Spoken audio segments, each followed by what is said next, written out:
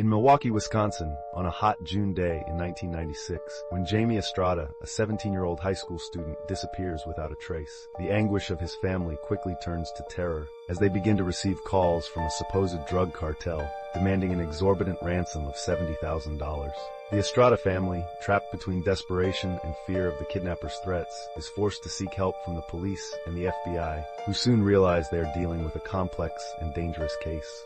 Meanwhile, it is revealed that Jaime fell victim to a cruel scheme devised by a young woman named Juanita Gonzalez, who had ties to the drug world. In heartbreaking statements, Jaime recounts how he was kidnapped by armed men when he went out to buy some sodas. He experiences true horror as he is tortured, and his captors use him as a tool to extort money from his family, attempting to collect the debts owed to a cartel. The FBI quickly mobilizes, installing surveillance on the family's phone and organizing operatives in a desperate attempt to locate Jaime. After hours of tension and anguish, they receive reports of a series of murders related to the drug cartel, heightening the urgency of the situation. When the ransom delivery is finally made, the plot takes an unexpected turn when it is revealed that Jaime has been found gravely injured, showing that the negotiations were never legitimate. In his state, Jaime explains how he was kidnapped, providing the authorities with clues to advance the investigation. Hours after being rescued, the tragic news about Jaime's condition reaches his family. His gunshot wound becomes a critical health issue, leading him to multiple surgeries and induced coma as he fights for his life in the hospital. As investigators do their jobs, they discover that the kidnappers were not only responsible for the abduction, but were also connected to a wider network of criminal and drug trafficking activities.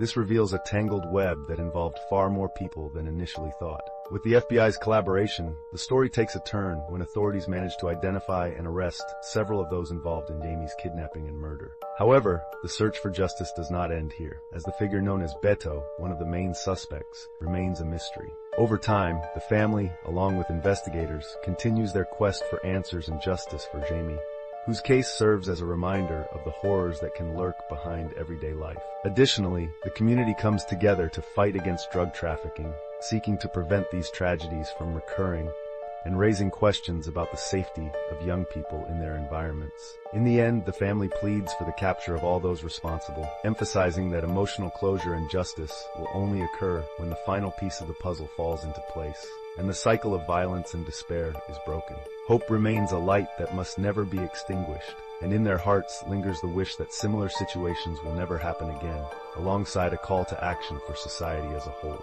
Now, to you who have made it this far, what do you think about how the authorities' intervention could have changed the outcome of this tragic story? If this account has impacted you, don't forget to give it a like and subscribe for more captivating content. Your support is crucial. If you'd like to dive deeper into similar stories or explore more about the world of crime prevention and community safety efforts, feel free to reach out. Together, we can raise awareness about these critical issues, ensuring a safer environment for everyone, especially the youth.